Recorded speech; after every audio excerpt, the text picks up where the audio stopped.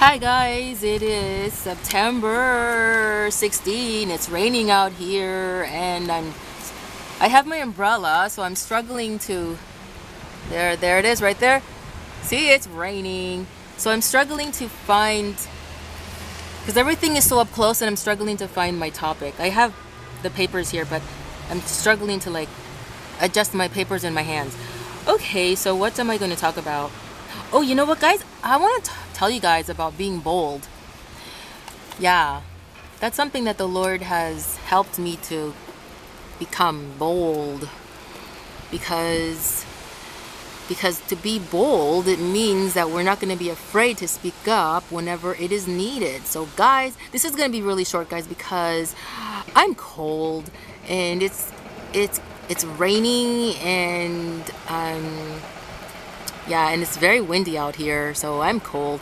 So guys, yeah, boldness. How did I learn how to be bold? Okay, this is how I learned. Did I mention the date? Yeah, September 16, 2019. So the way I learned how to be bold is I just practiced.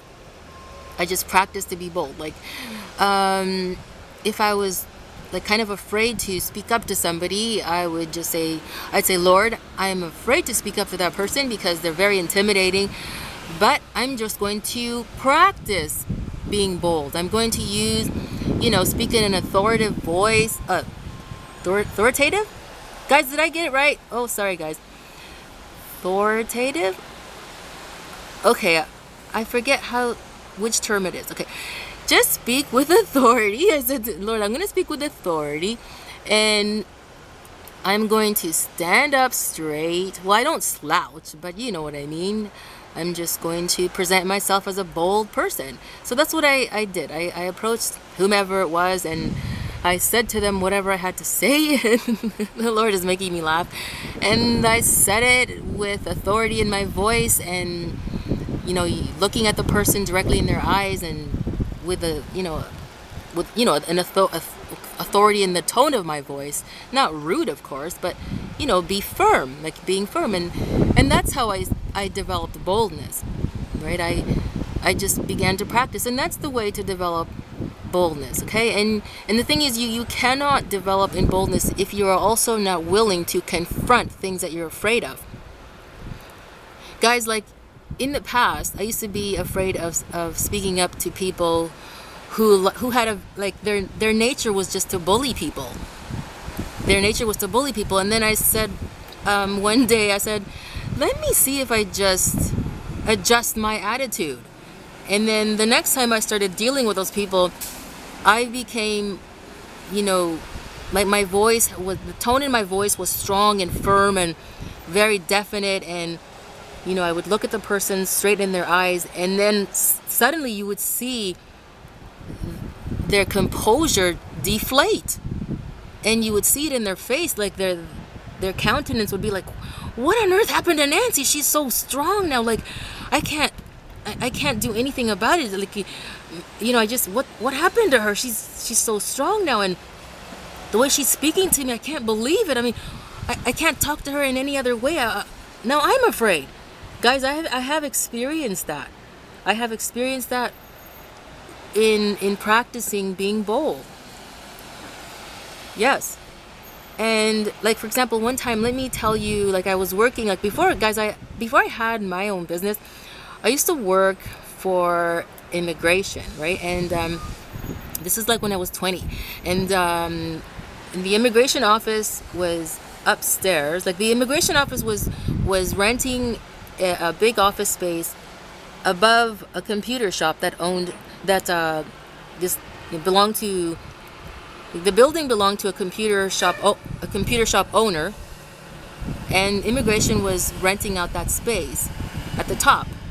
So one day, the plumbing went crazy, and downstairs, the plumbing upstairs where we were went crazy because some pipes burst, and the downstairs the water ruined some computers, and so there was somebody working. One of the people that was working up there in the office with me, like one of those people, one of the coworkers, they told me that they used to work for that person downstairs, and that they had the person downstairs they didn't have a very nice way of dealing with people. They were very harsh and just very intimidating, right? That this is my coworker. He didn't tell me in these words, but the way he described this person, I knew exactly that this is what he was saying. So then suddenly the owner of the computer shop downstairs came upstairs, and he stood in, in the middle of the office, because the office was really, really long, and like it was more long, right? So then he stood there in the office, and he was so angry, and he was saying that water went down, and he says he couldn't believe it. And then he said, "That's it, no more water, no more water." And guys, had I known back then that it's illegal to turn off the water, then I would have threatened him, and I said, if you turn off the water, I'm going to report you to City Hall, or to wherever department, City Hall, right? Because that's illegal. So I was very upset with him. And this person was really big and tall, right? So he was like maybe like 6'1", and a big hefty person. And I was just 20 years old, 105 pounds, and I'm sitting I was a secretary back then. I was sitting there, and this guy's just standing there and rambling on about how mad he is and da da da da da, and I'm just looking at him. And everybody else there is intimidated. They're all old enough to be my parents, and some of them my grandparents. And they're all and in my mind I'm thinking, why isn't anybody standing up to this guy? So then I stood up. Well, I didn't stand up. He approached me. I forget for what reason. I don't remember what he was telling me. But he approached me, and I don't know what he said. But then I started barking at him. Well, you know what I mean? I started tearing him to shreds with my tone of voice and the things that I was saying. No, I don't swear. No, I'm not belligerent, and I don't get rude, and I don't get nasty. No, not like that. I was very educated. I'm always educated. Okay, guys? So I was I guess I gave him a tongue lashing for the way he just stormed up to where we were and steamrolled over everybody as if though he were God. Not even God would do that. But you understand what I'm saying. So he approached me, and I don't know what he was saying, but then when I started talking, like I said, I tore his head off. And I didn't appreciate the way he came up and just, like he tore everybody else's head off, and that was not right. Number one, he wasn't anybody's boss. Some bosses treat people that way. And even though it's wrong, he was nobody's boss. Nobody there worked for him.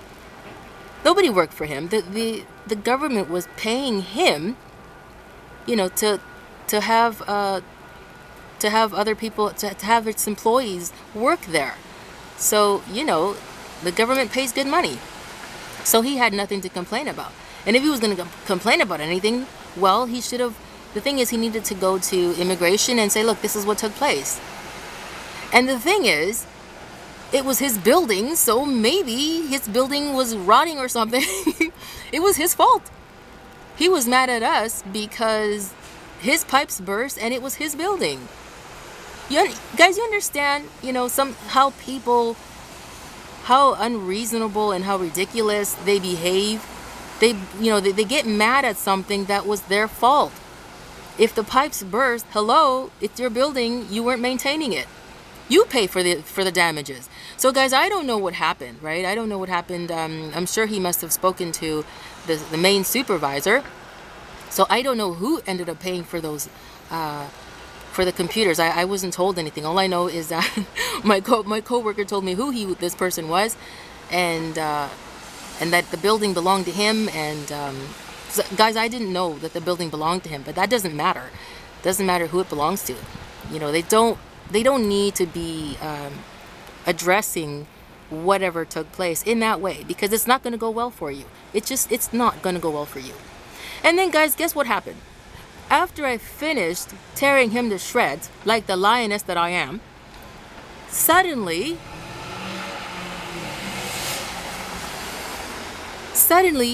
guys, his composure, it backed down, and like I could see, in the spirit, guys, I could see he just backed down, and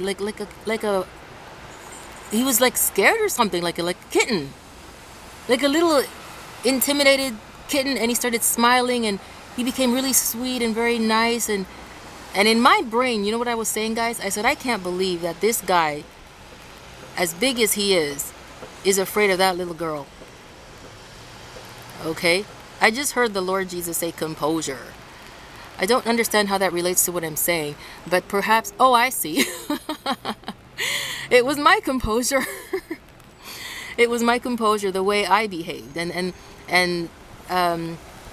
my composure meant the difference between how he would treat me after I opened up my mouth and said what I was going to say in the way that I said it, in whichever way I was going to say it. If I was going to be all weak and saying, you know what, well, you really didn't have to, come up here and be so upset and everything, and really there's must be some kind of an explanation, but if I was going to talk like that to this guy, he would have completely steamrolled me. Okay, but because I spoke up to somebody like that who was a big bully, that just goes to show all of us that not everybody who has what's the term? Not everybody who has an imposing appearance and an imposing way about them is actually what they are. And in some cases, guys, even if the person is used to really pummeling people, like just pounding them like into nothing, in some cases those people will also be tamed by another person who is physically many times weaker than they are. Okay, because it all has to do with the condition of our hearts inside. Like, are we really like I said, some people are bullies, but they're just little weaklings on the inside. They use their appearance to intimidate people when really they're just very weak. And this is what happened to this fellow who came up to to our floor there where we were working, and he went crazy. He just, guys, there was a rug. We had a rug up there. Okay, the whole floor was carpeted, and if you dropped a pin, you could hear that. That's how quiet it got up there. Even if you dropped a pin on the rug, you could hear it. That's how quiet it got up there. Everybody up there, except for me, was scared. And I was like, I didn't like it, guys, because I expected for the other people who, the other folks who were a lot older than me to deal with him, but they were afraid, but anyway, that's how you deal with people like that, guys. Don't worry about what another person looks like. Just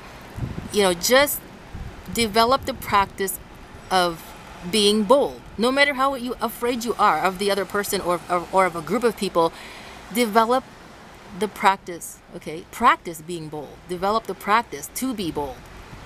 And you will eventually get there, because without practice, there is no progress. So you have to practice. You see, one time, guys, I was walking, I think this was around 10 years ago. I was walking, like, I don't know where I was going. I was just walking down the street, and in front of me, like, I had to pass this guy, and this guy looked like 7 feet tall, and he looked about 300 pounds. And he was just, walking, and I said, and the sidewalk was really narrow, so I'm like, how am I gonna, in my mind, I said, how am I gonna get around this guy? He's so huge, and he looks so scary. He looks so scary. That's what I was thinking in my head. But then I said, wait a minute, I don't have to be afraid of him. What am I doing? He's just a person. Just because he looks that way doesn't mean that he's crazy or mean or he's gonna do something. So then I walked up to him and I said, excuse me, sir, can I please pass by? And he turned around and he said, oh, I'm so sorry, was I in your way? And I said, no, but thank you very much. And he smiled and he giggled. So then I kept going. And then in my head I was like, you see, Nancy, you see how easy that was? You judge somebody because of what they looked like. They looked intimidating, but they were like just a teddy bear, So that's, that has to do with, like, misconceptions or when we visualize, just because a person looks a certain way And sometimes even when they sound a certain way, we judge them and we think bad of them first, when it's not the case at all. So I'm sure that many of you listening, you have encountered people, like upon first meeting them, you must have said, okay, well, they're not very friendly. They're just harsh, and they're kind of rude, and they look stuck up. But then when you got to know them, they are not any of those things. It's just the way they appear. See, I just heard the Lord Jesus say appearance means nothing. I heard him say appearances mean nothing. I mean, he said appearance means nothing. So, yeah, that's the thing, and we need to not like say, oh, look at that person because they look like that, or because they treated me like that, they're rotten. No. Like, I've met people who look really, really stuck up, and then when you get to know them, they're so sweet, and they're not that way at all. The expression, even the expression on some people's face, they look very mad. They look angry. And the moment you start talking to them, suddenly they just light up like the sun. And in your mind, you must be thinking, where did that come from? But you look so mean. You don't even look approachable. Where did that come from? Oh, I didn't realize you were so nice. I thought because of the way the expression on your face, you look so mean. No, they were not like that. It's just our impression because of the expression on their face, or the expression on their body language. Again, I just heard the Lord Jesus say, appearance means nothing. So that's why, yeah. And guys, even today, I'm still learning to not say, oh, look at that person. They must be this way because they look like that. I'm still learning, guys. And I'll say, like, I can't believe the way they said that. They were so mean. And then the next time, I will learn more about them, and then I'll say, oh, I feel so terrible. They said what they said because, something happened to them, and although maybe it wasn't a godly thing, at the same time, they were just expressing a frustration. So just from one thing that they said, I thought that maybe they were like they were like this all the time. No, they were just expressing something that frustrated them. So anyway, when it comes back to being bold, make sure that you just practice like what I said, like the way I used to practice. I used to just practice by approaching whatever was intimidating me, whatever was scaring me. I just approached the matter, and I dealt with it, and with authority in my voice, and even the way that I stood, I stood up straight, and I said what I needed to say, and the matter got dealt with, and I moved on, right? And today, a lot of people tell me that I'm rude and I'm harsh, and that I have no compassion, and that I am insensitive. And no, that's not the way that I am, guys. When I say things, okay, I started to the Lord God told me to do research about what's it called, the personalities, right? The personalities of people that he calls to be prophets, right? So I did that, and a lot of the things that, well, actually 100% of it, it's all true. So usually, hold on, guys, there's a lot of noise. Who's screaming? Oh, somebody's singing.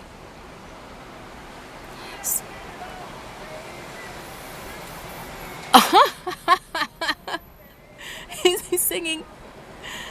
He's singing. He must be listening to his iPad or whatever, or iPod.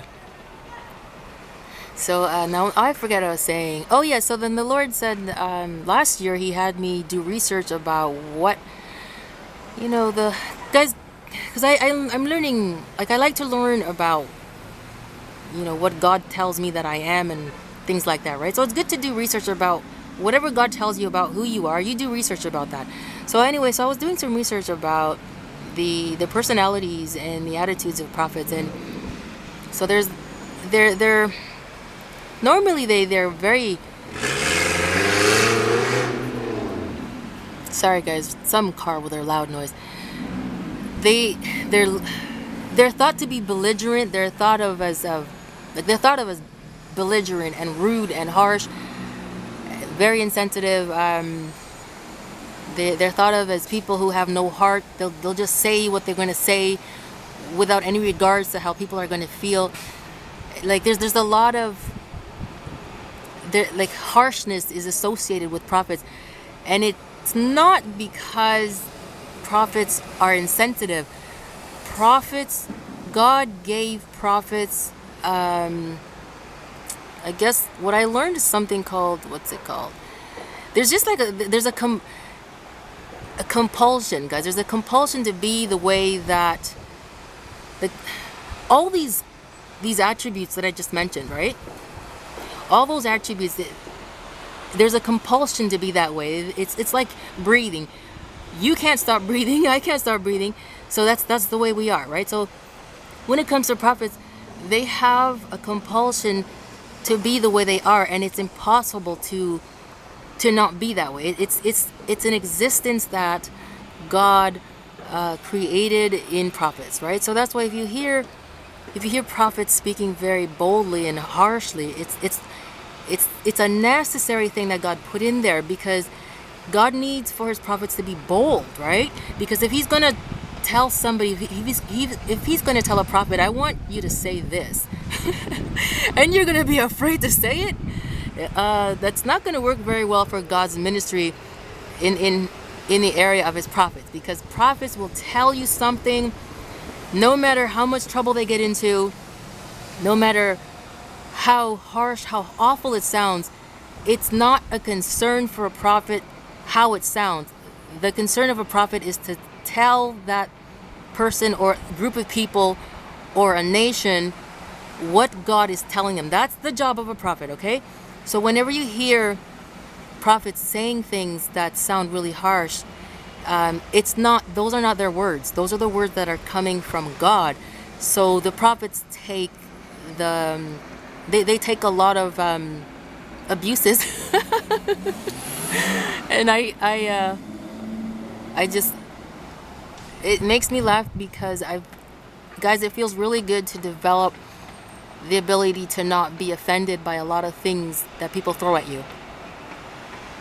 Okay, now bear in mind, I'm still growing in that area of not being offended, but I have developed a great deal in the area of not being offended, and it feels good, and it's a lot of fun, because when you are no longer affected by offenses, you walk around like as free as light as a feather. Nothing affects you, right? Nothing affects you, and whether you are called to be a prophet or a prophetess or not, those attributes, you can have those attributes as well. You don't have to.